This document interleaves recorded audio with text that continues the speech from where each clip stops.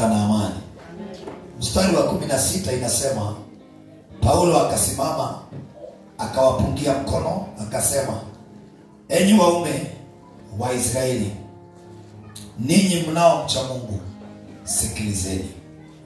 Mungu wa watu hawa Israeli aliwachagua baba zetu, akawatukuza watu hao walipokuwa kikaa kama wageni katika nchi ya Misri, na kwa mkono ulioinuliwa akawatoa akawaongoza. Kwa mkono ulioinuliwa akawatoa akawaongoza, na kwa muda wa miaka kama 40 akawavumilia katika jangwa. Na walipokwisha kuharibu mataifa 7 katika nchi ya Kanaani, aliwapa nchi yao iwe urithi kwa muda wa miaka kama 450.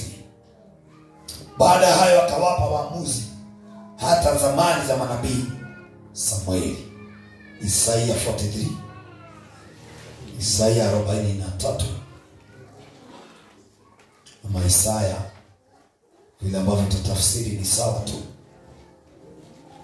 bora tuelewane. Bora nini? Tusikizane mahali tunasoma. 43 najua kwamba tunaipenda na ilikuwa dhimu yetu ya upenea. Nasoma mistari tu ya mwisho pale chini, ujue kuhusu hawa baba wetu ambao tumewasoma katika Matendo ya Mitume. Mimi nimepotea. Sawa, nimefika. Inasema hivi, mstari wa 25, mimi ndimi niyafutaye makosa yako kwa ajili yangu mwenyewe, wala sitazikumbuka dhambi zako. Unikumbushe na tuhojiane, eleza mambo yako upate kupewa haki yako. Baba yako wa kwanza alifanya dhambi, na wakalimani wako wameniasi. Kwa hiyo nitawatia unajisi wa kuumba patakatifu, na nitafanya Yakobo kuwa laani na Israeli kuwa tukano. Hilo ndilo neno la Bwana. Nasema tena ya kwamba hilo ndilo neno la Bwana. Amen. Nitarudi kwa Isaia, maana mistari ile nataka pale ni michache. Nimetumwa na ujumbe, tuko mwezi wa 5, Sunday ya kwanza, ya kwamba Mungu wa mbinguni ni wa neema zote, na anapenda watu wa Mungu ya kwamba neema yake ifuatane nasi na isije ikatuondokea. Amen. Nasema tena neema ya Bwana isije ikatuondokea. Amen. Mitume walipokuwa kule kunaitwa Antiokia, ni kusoma hatujasoma, lakini ujumbe unaanza hapo. Walipokuwa kule mahali panaitwa Antiokia, kuna mambo walipatana nayo. Mungu akawateua watumishi wake kwa sababu ya kazi yake waweze kuifanya, na akasema atengewe watu wawili, Barnaba na Saul ama Paulo. Wakatengwa kwa sababu ya kazi ya Mungu, na walipokuwa katika ile kazi ya Baba, changamoto zikaanza kuingia ndani yao. Na mtu mmoja ambaye anaitwa Bar-Yesu akainuka, nabii wa uongo. Nataka nipitie niingie katika ujumbe mahali nataka kupeleka. Na akawa wakihubiria watu, yeye alikuwa anafanya juu chini ya kubadilisha imani ya watu. Amen. Amen. Kukainuka mtu ambaye alikuwa anaitwa Bar-Yesu na liwali mwingine, maana walikuwa wawili. Kazi yao wanaitwa wachawi na waganga wa kiroho. Kazi yao ilikuwa wabadilishe imani ya watu wa Mungu wakati hawa wanafunzi ama mitume walipoliachilia neno la Mungu, kuna watu wengine walikuwa tayari kulibadilisha. Kuza mtu mwambie jichunge. Neno la Bwana lisibadilishwe ndani yako. Kile ambacho ulisikia hapo kwanza kifuatilie mpaka mwisho. Jina la Bwana liinuliwe. Amen. Na Paulo akasimama na akalaani yule mtu na akamwambia kwamba kuanzia sasa utakuwa kipofu. Maana nia yake ilikuwa ya kubadilisha watu imani. Kuna mtu ambaye alisikia uliambiwa utabarikiwa, mahali ambapo uliambiliwa, hata kama ni mlimani ulikuwa maombi, lakini wakati alisikia na yeye akaanza kukanusha ile baraka. Hiyo ni bari Yesu. Haleluya. Amen. Alibadilisha imani ya watu. Paulo akakasirika, na wakati ambapo alighadhabika ndani yake, akafika ile stage ambayo anataka tufike sasa. Mahali tumesoma 30 and verse 16. Verse 6 ndio inasema kuhusu huyo mtu. Na hapo ndipo nilikuwa nianze, kwa sababu ya muda nikakata, nikaanza verse 16. Paulo akasimama akawapungia mkono akasema, enyi waume wa Israeli, ama wana wa Israeli, ninyi mliomcha Mungu, sikilizeni. Hiya. Paulo anatangulia kuambia kwamba amewapungia mkono. Hebu niulize mtu wa mahali hapa, niangalia tu Shiro. Shiro ni nywe moko na wale maito wake wagona. Ni wale moko idhani ya mwenana. Umeshindwa kusalimiana, anakuja kwa huduma ya Tuesday. Mtu ambaye anapungiwa mkono ni mtu ambaye hakuwa karibu na yeye. Ni kweli si kweli? Hai. Bwana asifiwe sana. Amen. Ukiona mtu anakupungia mkono, lazima awe alikuwa mbali. Alikuwa mbali. Kwa hivyo hakuwa karibu, hawakuwa karibu na Paulo. Lakini walikuwa mbali. Na saini ya kwanza ili ya kwamba wakafikishiwe ujumbe, aliwapungia mkono. Amen. Ninaona kana kwamba aliwakaribia. Matendo wa Mitume 13. Nimeanza 16. Nilikuwa nianza 6 lakini nimeenda 16. Nimeatijana na ya mtu wa maitwa bari Yesu. Chungulo hicho timwela. Afadhali nene yale ya mambo mazuri. Alipowapungia mkono aliwaambia kwamba hata kama nyinyi ambao mnamcha Mungu, sikilizeni. Listen to the voice. Amen. And today I want to speak to somebody. Listen to the voice of God. Amen. Amen. Sauti ya Mungu haitakuja bure. Sauti ya Baba italeta tofauti kwa mwanadamu. Amen. Kuanzia Ibrahimu, walionenewa ama waliosikia sauti ya Roho, maana Musa peke yake ndiye alinena Mungu. Wote waliosikia, it brought the difference.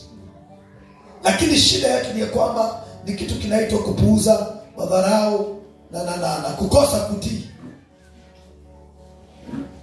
Wakati ambapo tunaona nenewa, Mungu wa watu hao wa Israeli aliwachagua baba zetu, akawatukuza watu hao walipokuwa kikaa kama wageni. Bwana asifiwe sana. Amen. My point number 1.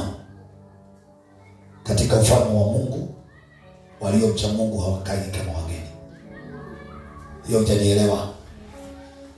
Alemo inena Ngai, wanaojuana na Mungu, wanaomcha Mungu, hawakai kwa Mungu kama ni wageni. Amen. Maana wanajua mahali ambapo wapo. Amina. Character number 1. Maana topic ya kwanza tumesema, point ya kwanza ni mgeni. Kwa nini Mungu anawaambia kwamba kupitia Paulo walipokuwa Misri walikuwa kama mgeni? hapo unaweza niulizia mtu uko ugenini ama uko sawa? Bwana sasa. Mgeni yoyote yule anakuwa want your marks. Character number 1, want your marks. Number 2, wasiwasi.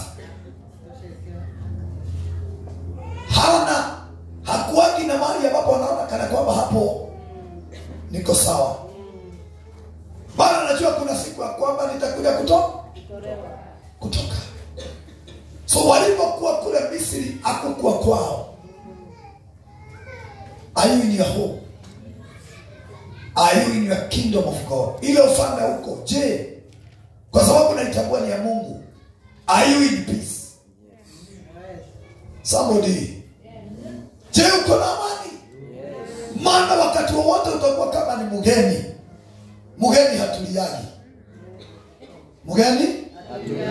Hatuliagi. Aliomba ya kwamba Mungu atusaidie tusikae kama wageni hapa. Wageni hata ukiwasomea kuregister hawezi register. Kavomere niga na register tena hizi. Bukuru gari gana. Menyaga ni niga. Mwaka wa 2025. Bwana asifiwe sana. Amen. Hata kuna watu wamekaa kwao nyumbani kama ni wageni. Hallelujah. Amen. Kama wewe si mgeni ako apostle, filanga free mwana. Filanga free mwana. Amen. Amen. Baraza wa kulanga. Filanga free. Mara mtu ambaye yuko kwao hakuagi na shida. Mtu akiwa kwao, Bwana asifiwe sana. Amen. Anajuana sheria ya kwao na anatii sheria ya kwao. Yes. Amen. Bwana asifiwe sana. Amen. Niko hapo kwa mgeni. Mgeni hakuagi na kitambulisho. Ukienda nchi ya ugeni wewe sio huko, labda uregister kuwa wewe ni citizen. Lakini kama hujatafuta makaratasi ya kuwa citizen, hauwezi pewa kitambulisho. Yes. Jina la Bwana liinuliwe. Amen. Mgeni anakuaga na roho ya uoga. Na mgeni nikwambia mtu wa Mungu, hata akipewa mizigo lazima afanye hesabu kama atazibeba. Lakini mtu ambaye ni mwenyeji anajuana hapa, hata nikipewa mizigo hii ninaweza kuibeba. Amen. Yes. Akipewa mzigo wa Sunday school anaweza kuibeba. Akipewa ya praise and worship anaweza kuibeba. Na hata ndugunika na hata teta, kwa sababu yeye sio mgeni. Akipewa develop committee anaweza kuishikilia. Shida ni ya kwamba katika ufalme wa Mungu, my father, wengine wanakaa kama wageni.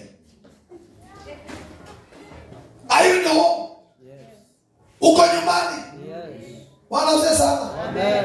Mgeni anaga ruhusa ya kuingia bedroom. Mgeni akikuja kwako kuna mahali hawezi pita. Maana yeye ni mgeni. Amen. Mundu wa kai ukioshoge mwana dhino wala makito tiri ageni. Hata kama kuna nchi ambao tunagojewa, Bwana asifiwe sana. Amen. Yule Mungu ambaye ulikubali ndani yako, wacha kukaa na wasiwasi. Amen. Nikana kwamba utatemwa. Amen. Amen. Na tuombe sana wale ambao tumeoa na watoto wetu, tunaomba wabarikiwe. Amen. Tunaomba wabarikiwe. Watoto wetu wabarikiwe. Hata leo nimeongea na Lewis. Thank you Grace. Ni waibu gaba udi. Kirelia nini tutaikara. Roho shwa Yesu. Amen. Ni vizuri kubarikiwa. Na hata tunaombea watoto wetu babakeni wabarikiwe. Amen. Na wake zetu tunaombea. Ndio kana moyo hiyo ya leo. Yaani, wakiruka na hawana leo nilikwenda kuuga. Timothy hoyagira mundu hangai. Umenya Tresia di America. Ukamwaga melio. Eko. Namogeni. Alashoka Shiro. Akashiro ikaraga Dubai. Arathie ngitatu. Aramenya athamire ikaraga Naikuru. Akagerera kwa Gicoka. Akanine ngigana. Namogeni. Tinga tumiendelea dhuri hoi hoi. Ora ciana ciarathimwo. tikana kile hikainde tandu maikarite wedding. Akisema ni kwenda na anaenda hapa, anaenda pale, anarudia hapa. Mungu atileto kwa na togombe. Mgeni hana haki. Jamani, hata kama wazazi wanaweza zunguka hivyo yote, huko hawezi kuwa na haki kamili. Amen. Can I speak to somebody? Yes. Mgeni hanaga haki. Hallelujah. Amen. Brethren, kama uko ho na ulikubali na kumwambia Mungu nisaidie, nitumikie Mungu hapa, relax. Netoru tari na uniko hujia. Todo mwengeni hana haki. Nitatamuka baraka ndio inaweza kukufuata, lakini Baba akiwa juu mbinguni anaangalia, are you a child? Una haki ya kurithi. Kwa sababu wewe si mgeni. Mtu mgeni hawezi kuja kwa mama Gadesha harithi shamba. Dakigaya. Todo shone mgeni. Mwanani. Ikinoge kuingia kinyora direda. Kile ambacho nimewekwa kitaingia tu ndani yenu. Bwana asifiwe sana. Amen. Ya kwamba wakati wote utakuwa mgeni. Unaweza kosa haki. Lakini mwana ana haki ya kurithi. Amen. Tumesikizana mpaka hapo? Yes. Sasa Paulo anawaambia kwamba wakati nyinyi wana na baba zenu walikuwa wageni kule Misri, kuna matendo yalitendeka. Nataka kwenda hiyo ingine. Hiyo ya mgeni nimemalizia. Ndio nikulete kwa neema ambayo iko juu yetu sasa. Ambayo iko juu yetu. Ambayo iko juu yetu sasa. Isaiah 43 verse 25 somewhere there. Tutafika tu. Lakini hao watu Paulo akawanenea ndio awaonesha kwamba kule walikuwa katika nchi ya ugeni. Hakukuwa kwao. Na kuna mambo hawangetendewa wakiwa kule. Tuonyita lakini walipoanza safari, sasa wameondoka waende mahali ambapo Mungu amewaahidi. Mavie shirani loine ilia gai ama amelile. Maana sasa amewatoa katika utumwa na kuwa wageni katika ile nchi. Amen. Bwana sasa. Amen. Hata biashara na mahali unafanya, wacha kufanya kama wewe ni mgeni. Kuna mtu nazungumzia. Amen. Mgeni anafungua biashara alafu jioni anazikuja zote. Maana kesho anaweza ambiwa ondoka. Bwana sasa. Amen. Ukiona hata mwenye nyumba, wacha kuwa na wasiwasi. Wacha kuwa na wasiwasi. Maana hata wewe Mungu anaweza kufanya na lady na landlord. Amen. Fanya biashara mahali umefungua na uko hapa. Wacha kukaa kama uko mgeni mahali pale. Ambia Bwana, hapa najua naweza nibarikia, nitoke na urithi niende. Amen. Maana kuna watu wengine pengine waliingia hapo, na nilikuwa nashukuru Mungu. Mazishi ile tulikuwa ya Judy na kina Sheni. Kuna wachungaji wawili washuhudia wakasema, huyo mama maana alikuwa na lady mzuri na wabaraka. Alikuwa anawaambia hapa msikae kama wapangaji, kaeni kama watoto wangu. Amen. You get the secret. Yes. Hapo kujua siri. Mimi nilitapa hapo. Na wale wachungaji wakitoka hapo ni wa kwenu.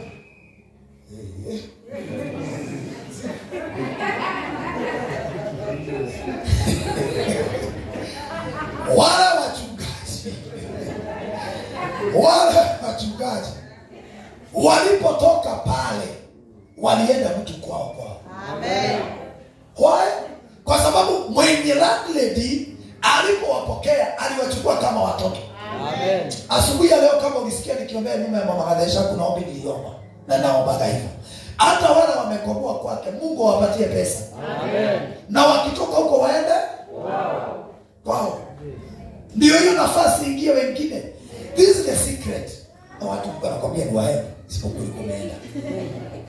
Wamechukuliwa kwa landlady kama watoto.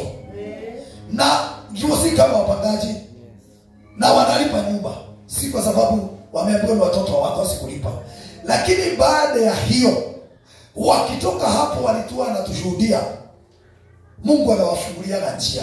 Amen. Aliwaambia mkitoka hapo mnaenda kwa sababu huyo ni mtu ambaye hana kinyongo. I want to declare something. Kama Baba aliyeniita katika ufalme huu na katika madhabahu haya na nisinene matoho na mambo yangu, Baba fanya hawa wana waweze kurithi. Haleluya. Amen. Kuna mtu hapa alikuja hii madhabahu na hajakaa sana, lakini alikuja akaniambia mimi na familia yangu tutakuja siku fulani tujiunganishe na madhabahu haya ili kile ambacho mnakulaga tupewe. Amen. Ndio kile kunaterere ale nini maana kwa hiyo. No ale kugaya maodo manene wi mugeni ogaeto ni todo kija kwa huku nduri hemodo wanyita no mwenyeji ni agayagirwo todo na kwa huku na kwa koi nukijire mungu na gikoyo hata watu wa online unajua utapewa za kuweka mahali pa kuweka na kubeba. Haleluya. Yaani unapewa unashiba. Ado ageni no kimashunjiria matiga na kia kibo. Makora mo refugee. Matigiga nira wa mahunjiria. No ageni ni mathiera no enyeji nimetagirira. Awasho Yesu. Kwa sababu walifika wanagojea, wanakula, wanashiba na wanabeba. Amen. Sasa kesho Jumatatu hata ukiuliza mwenyeji wa hapa, Reverend Ben alihubiri nini? Aligonga meza mara 3.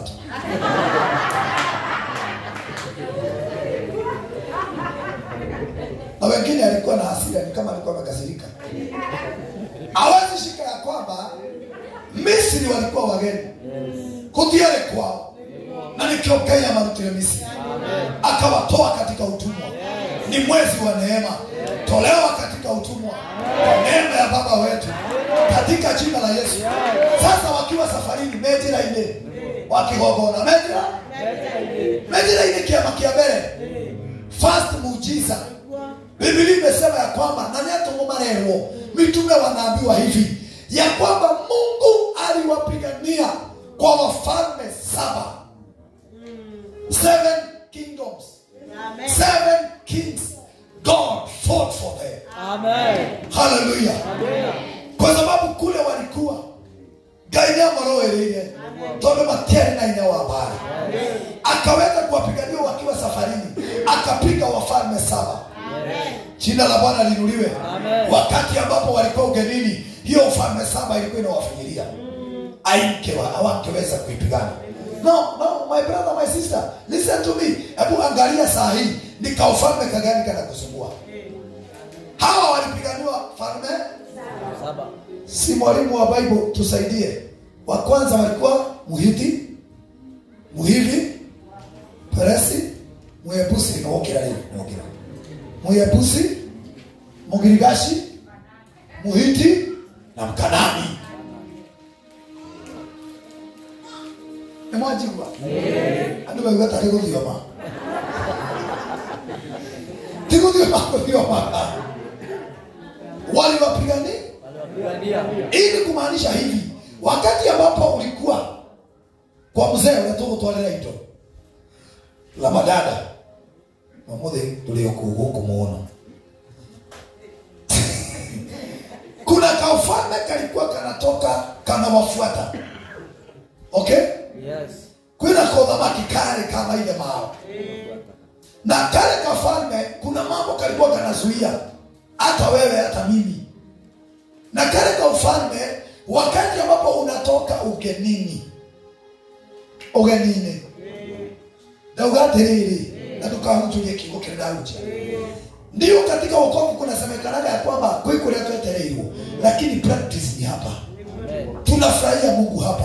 Kule amekuhuruka. Agosho mwathani. Amen. Wira we gukuka nario. Kora niko? Kora niko uruka na mwathani.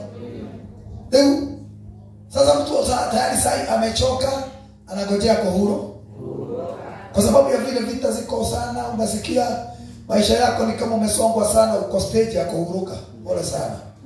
Tuhuku ala yenya. Unawe kuingia tuhuthi. Tuhuthi. Ndio ikaraga. Amen. Akikoni kwano rode kwano lako. Alawa shobo hadani. Baka kubali ya kwamba sasa Baba, hapa duniani mimi siko ugenini. Niko kwako Bwana. Ufalme ni wako. Amen. Na kama ufalme iko hapa na iko mbinguni. Yes.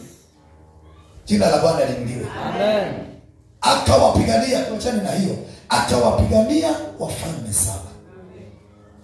Neema ya Mungu. Amen. Kwa neema ya Bwana. Amen. Tupiganiwe na ufalme yote ambayo inainuka. Amen. Ufalme ni authority. Yes. When you hear about the kings and the kingdom, stand for authority.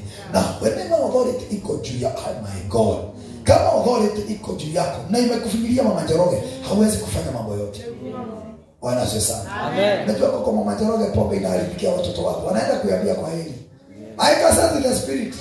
Pombe wanasemea kwa heri. Amen. All that tatu. Imeanza kuharibikia. Imeanza kuharibikia. Hiyo roho ya pombe itawafuata katika uwezo wake Mwenyezi Mungu. Amen. The authority hii ya Mungu, Mungu akawashindania kutokana na wafalme